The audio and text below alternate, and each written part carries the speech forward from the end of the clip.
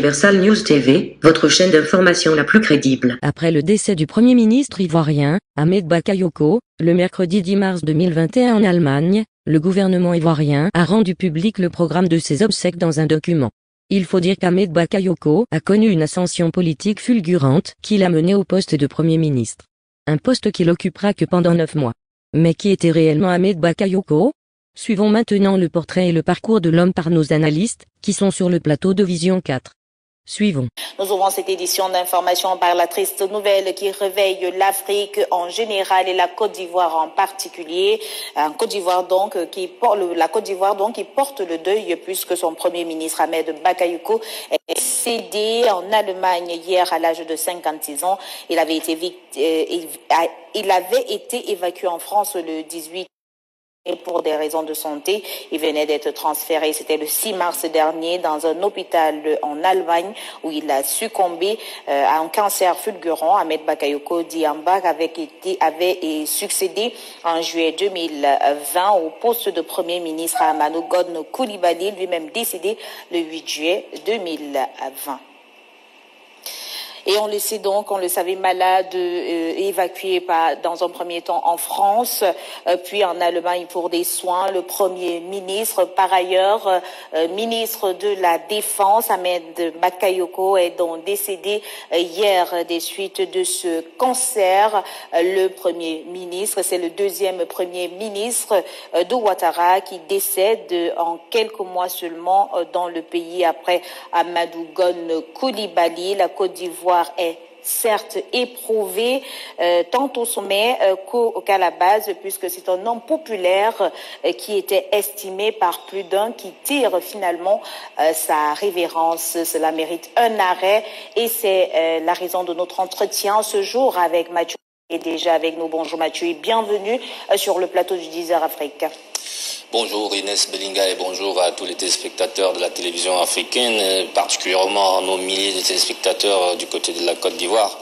Et qui porte le deuil, l'Afrique également. C'est un dur réveil, non seulement pour les Camerounais, les Africains, mais particulièrement donc pour les Ivoiriens qui sont au courant, puisque la nouvelle est tombée hier à travers un tweet sur la page du président ivoirien Alassane Dramane Ouattara qui pleure un frère, un fils, un homme intègre qui aura servi énormément la nation ivoirienne. J'ai envie de vous poser la question dès l'entame.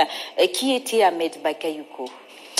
Ahmed Bakayoko, c'est un personnage atypique dans l'espace politique ivoirien, il faut se le dire. C'est un self-made man, comme disent les anglo-saxons. C'est quelqu'un qui s'est bâti, qui s'est formé, qui s'est forgé tout seul. Il a forgé une notoriété qui est partie déjà du monde de la presse, où il a été directeur de publication à ses temps perdus. Également, il était promoteur de spectacles dans l'événementiel. Il a été directeur de Radio Nostalgie à Abidjan. C'est quelqu'un qui a beaucoup fréquenté à un certain moment le monde du showbiz, le monde people, et puis pendant la décennie 90, il se retrouve aux côtés de certains politiciens après avoir claqué la porte du PDCI, le parti historique dans lequel tout le monde a milité au début, pour suivre Alassane Dramane Ouattara, qui deviendra pour lui un mentor, une espèce de bouclier atomique qui protégera le petit Ahmed jusqu'au dernier jour, jusqu'au jour fatal hier. Mais il faut le dire également, c'était quelqu'un qui était estimé par tous, que ce soit dans le monde de la politique, où peut-être il n'avait pas le pédigré requis pour pouvoir se retrouver à ce niveau de la société politique en Côte d'Ivoire. Mais il avait une intelligence naturelle. C'est quelqu'un qui a grandi dans des milieux difficiles, né à Djamé, grandi à Djamé, dans ce quartier populaire. Il s'est frotté à des anciens qui ont forgé un caractère de dur à Ahmed Bakayoko, et c'est comme ça qu'aujourd'hui, les uns et les autres arrivent à comprendre à un certain moment que c'est quelqu'un avec lequel il fallait faire. Il avait également un esprit de reparti, parce que ce soit dans l'opposition ivoirienne, que ce soit au niveau du pouvoir en place, c'était quelqu'un qui était estimé, c'était quelqu'un qui avait une position toujours conciliante. La sagesse sénoufo, l'ethnie dont il est originaire en Côte d'Ivoire, prenait toujours le pas, parce qu'on dit dans ce pays que les sénoufos sont des gens assez sages, qui savent prendre du recul par rapport à certaines situations. C'est des gens qui passent par des sociétés initiatiques, ils font le poro, ils passent dans le bois sacré, et tout cela, ça forge une personnalité aux ressortissants du nord de la Côte d'Ivoire, principalement ceux de l'ethnie Sénoufo. Et bien évidemment, Ahmed Bakayoko, c'était tout ça, c'était ce syncrétisme-là entre la tradition, le moderne, et bien évidemment la sagesse populaire, la sagesse de la rue. On caractérisait ses relations avec Didier Arafat comme des relations entre un père et un fils. Il a perdu un fils et finalement il va le rejoindre, Ahmed Bakayoko. Alors j'ai envie de vous poser la question de savoir, n'est-ce pas un malheur de trop pour le gouvernement ou alors au sein du gouvernement ivoirien? Eh bien ça, vous pouvez le dire comme ça, c'est un malheur en plus pour le gouvernement ivoirien et principalement pour la galaxie Ouattara aujourd'hui, parce qu'il faut savoir qu'Amadou Gon Coulibaly était un proche de Ouattara, qu'il avait même déjà proposé pour la présidentielle dernière. Malheureusement, il est parti, et celui-là qui a toujours été considéré comme le Golden Boy, qu'on surnomme le Golden Boy pour protéger de Dominique Ouattara également, s'en va cette fois-ci. Je pense que c'est un coup dur, non seulement pour la Côte d'Ivoire, non seulement pour la jeunesse ivoirienne qui a adulé Ahmed Bakayoko, mais c'est un coup dur, d'autant plus dur que pour le président Alassane Dramane Ouattara, qui avait une certaine estime et une certaine confiance en Ahmed Bakayoko, parce que on disait ce sont les petites mains tout autour de Ouattara, et de ces petites mains-là se revenait toujours le nom d'Ahmed Bakayoko. Et bien évidemment, vous avez vu cette ascension fulgurante au sein des institutions ivoiriennes, de ministre de la Défense, ministre de l'Intérieur, Premier ministre, sans compter des fonctions qui sont des fonctions communautaires, comme par exemple le député de Séguéla, où il vient d'être élu, malgré son absence pendant qu'il était malade, maire de la grande commune d'Abobo. Vous comprenez l'immensité du personnage, et vous comprenez le grand vide qu'il peut laisser, non seulement auprès des Ivoiriens, mais justement auprès de son mentor et son bouclier atomique, Alassane Dramane Ouattara. On pense qu'il aurait pu faire l'unanimité en ce qui concerne les difficultés politiques que le pays traverse depuis un certain temps. Est-ce que ce n'est pas le sort finalement qui s'acharne sur le parti d'Alassane Dramane Ouattara après avoir représenté en dauphin Amadou Gon Coulibaly? Aujourd'hui, c'est le ministre de la Défense, par ailleurs Premier ministre, qui s'en va une nouvelle fois. On ne fera pas dans la superstition, c'est des choses qui arrivent. Lorsque la nature veut se moquer des gens, elle ne les ménage point. C'est un peu ce qui arrive aujourd'hui au président Ouattara. Et il faut tout simplement dire aujourd'hui, il faut peut-être penser que voilà, la saignée va s'arrêter, et que bien évidemment cette Côte d'Ivoire aujourd'hui qui est en passe de se réconcilier avec elle-même. Vous savez que Ahmed Bakayoko, c'était un homme assez conciliant, c'était le modéré, c'est celui-là que tout le monde aimait avoir à ses côtés pour pouvoir discuter ou passer son message auprès du président Ouattara. C'était une bonne paire, un bon tandem déjà que Ouattara avait cherché à mettre en place avec l'entrée au gouvernement de Kwadjo Konan-Bertin, l'ancien transfuge du PDCI RDA. Vous savez que le président Ouattara a toujours estimé la jeunesse, il a toujours aimé travailler avec les jeunes parce qu'il trouve le dynamisme de ces derniers important pour pouvoir avancer. Malheureusement, là, on lui coupe l'herbe sous le pied, je veux dire la nature lui coupe l'herbe sur le pied en lui retirant Ahmed Bakayoko. C'est un coup dur, non seulement pour lui, mais pour le peuple ivoirien tout entier. C'est pour revenir sur les tristes événements, en commençant par la Côte d'Ivoire, le décès d'Ahmed Bakayoko, 8 mois seulement après avoir succédé à Amadou Gon Coulibaly. Lui aussi décédé laisse des suspicions au sein de l'opinion publique, notamment sur le poste de Premier ministre en Côte d'Ivoire. Depuis 2019, le pays des éléphants a connu une série de décès de hauts commis de l'État. L'évocation est faite ici, l'évocation de ce carnet noir est faite par Raoul Christophe Mbia. Regardons.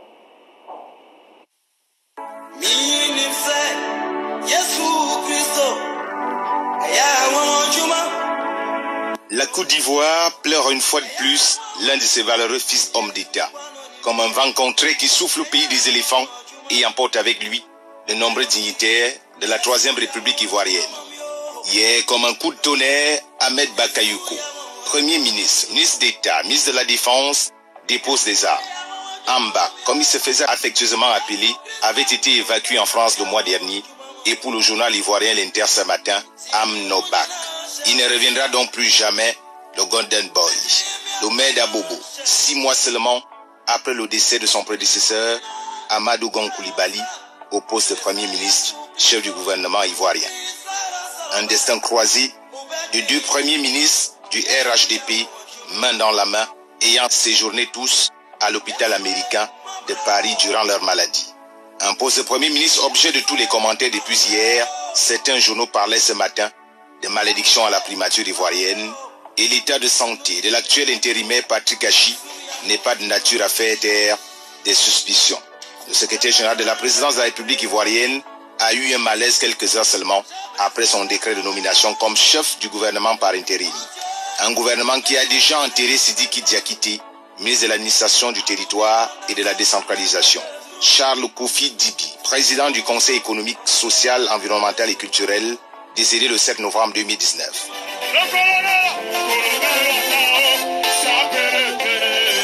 Il était presque aussi célèbre que Ambak, son patron au ministère de la Défense.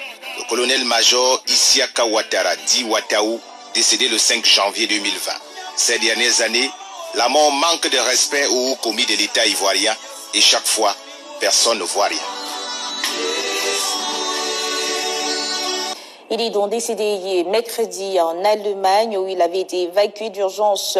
Le départ de l'ex-premier ministre ivoirien a ému au-delà des frontières et au Cameroun plus précisément puisque nos reporters sont descendus dans les rues de la capitale et non pas sans faire une halte du côté de l'ambassade de Côte d'Ivoire au Cameroun pour prendre la température hier. Ce n'était pas chose aisée. Je vous propose de Mathieu Wamba. La nouvelle du décès du Premier ministre Ahmed Bakayoko a créé une onde de choc au sein des populations ivoiriennes et camerounaises. À la résidence de Côte d'Ivoire où nous sommes rendus ce matin, l'ambiance est terne. Porte close, les responsables sont émus. Ici, l'on porte le deuil. Dans la rue camerounaise, beaucoup marquent un temps d'arrêt et regrettent cette disparition. Yoko est mort. C'est Dieu qui a donné et Dieu a ôté. N'est-ce pas? On ne doit pas faire les commentaires. J'avais connu lors d'une mission que j'avais effectuée en Côte d'Ivoire. Ahmed Bakayoko, c'était un rassembleur. Personnalité au parcours atypique, autodidacte, il aurait inspiré beaucoup de jeunes au Cameroun. Il disait toujours, partout où on me met, j'arrive à bouger les lignes parce que, sachant déjà que je ne sais rien, je m'appuie sur ces insuffisances pour essayer de donner le meilleur de moi-même et laisser des traces. Parce qu'il avait encore certainement à apporter suffisamment à la Côte d'Ivoire. Mais malheureusement, le voilà qui meurt de suite de maladie. Celui qui a été tour à tour ministre de l'Intérieur, de la Défense et Premier ministre sous Ouattara a fortement marqué les esprits sur le continent africain. Il n'était pas qu'ivoirien, il était qu'africain, il était même dans l'international, même apparaît partout en plein Ahmed Bakayoko. Si pour certains, ce nom paraîtrait anonyme, beaucoup sont stupéfaits dès lors que l'on leur rappelle sa célébration à travers les chansons d'artistes du continent africain. Aujourd'hui, nous le pleurons parce que Ahmed Bakayoko a été un exemple pour la jeunesse. Tous les Africains sont éprouvés par rapport à ces décès parce que ça concerne toute l'humanité africaine et surtout le peuple noir. Ahmed Bakayoko, homme du peuple, happé par la grande faucheuse, manquera à coup sûr à ces jeunes Africains en général et Camerounais en particulier qui subliment depuis toujours à la seule évocation de son nom. Ahmed Bakayoko qui a été un exemple pour de nombreux jeunes Camerounais certes mais également ivoiriens. Il est pleuré par Assalfo ce matin encore. Quel est le parcours de l'homme qui disparaît? Son portrait nous est proposé par Chimène Baliba. Il n'aurait jamais imaginé que c'était l'un de ses derniers concerts.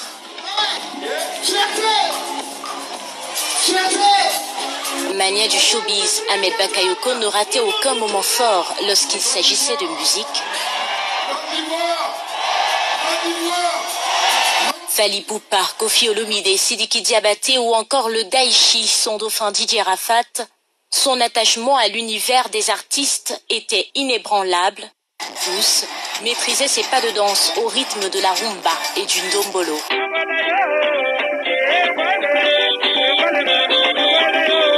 Ahmed Bakayoko, c'était surtout un homme à diverses casquettes. Son ascension politique commence en 2011 après la chute de Laurent Gbagbo. Il était déjà membre du RDR dès sa fondation en 1994. À l'issue de la crise post-électorale, il bénéficie de la confiance d'Alassane Dramane Ouattara et devient son premier ministre de la Sécurité et de l'Intérieur, un portefeuille qu'il réussit à conserver jusqu'en 2017 grâce à ses bons rapports avec les ex-chefs rebelles dont Guillaume Soro. 2017, Ahmed Bakayoko est garant du portefeuille de la défense. Très proche de la population, il est aussi élu maire de l'une des plus grandes communes d'Abidjan, appelée Abobo en 2018. 2 juillet 2020, Ahmed Bakayoko succède à Madougon Koulibaly, mais tire sa révérence 8 mois et 2 jours seulement après sa nomination en tant que chef du gouvernement. Malgré ses choix mitigés, il accrochait les Ivoiriens notamment grâce à son talent de footballeur. Il avait également été élu député à l'issue de ces dernières législatives, un siège qu'il n'assurera jamais.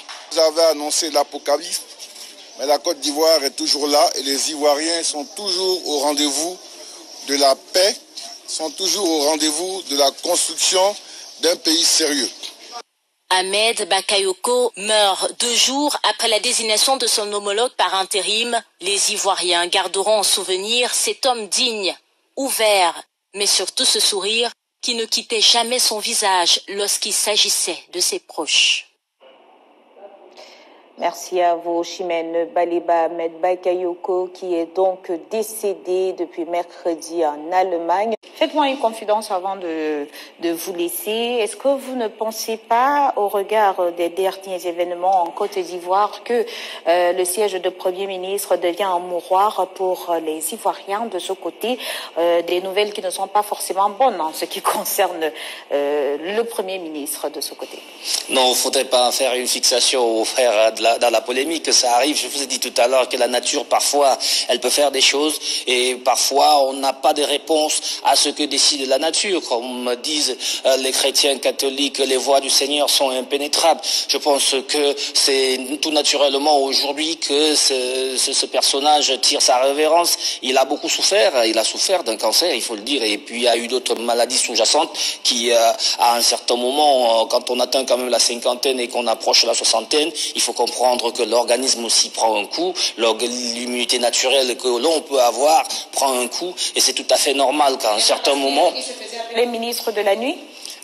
Pas ministre de la nuit simplement parce que il était proche du monde artistique, et tous ceux-là qui font la nuit sont appelés les hommes de la nuit, et proche des artistes africains. Vous avez suivi quand même dans les chansons de beaucoup de crooners africains, que ce soit Koffi Olomide et que ce soit Maurice Félix Ouazekwa, ou tous ces grands artistes africains ont passé leur temps à aduler Ahmed Bakayoko parce que c'était un homme large, c'était un homme qui était toujours disposé à aider la culture africaine. Il en a produit certains sur la scène, il a produit des albums pour d'autres, il l'aura aidé beaucoup, et c'est tout à fait normal que dans le monde de la nuit qu'il soit célèbre, parce que les DJ, ce sont eux qui font la nuit et ce sont eux qui célèbrent le plus.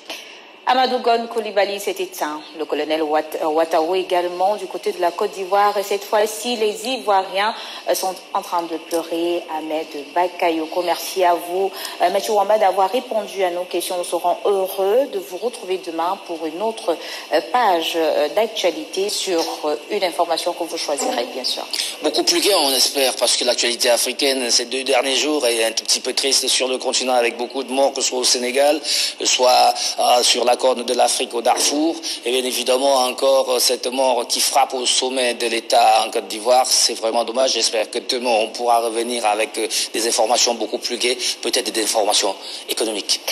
Alors, la suite, malheureusement, comme vous l'avez annoncé, Mathieu Wamba, c'est le Sénégal. Aujourd'hui est jour de deuil national décrété par le président Macky Sall pour rendre hommage aux victimes des dernières manifestations dans le pays pour la libération de l'opposant Ousmane Sonko. On parle d'au moins 5 morts. Restons au Sénégal pour indiquer que le calme revient peu à peu. Le mouvement pour la défense de la démocratie a décidé de suspendre ces manifestations annoncées hier mercredi, les récentes ayant fait au moins 5 morts selon les chiffres officiels. Le collectif appelle néanmoins un rassemblement pacifique qui devrait avoir lieu samedi 13 mars prochain pour rendre victime aux victimes des manifestations. Flore Zogo. Après 7 jours d'échauffourées qui ont fait au moins 5 morts, le calme revient peu à peu à Dakar au Sénégal.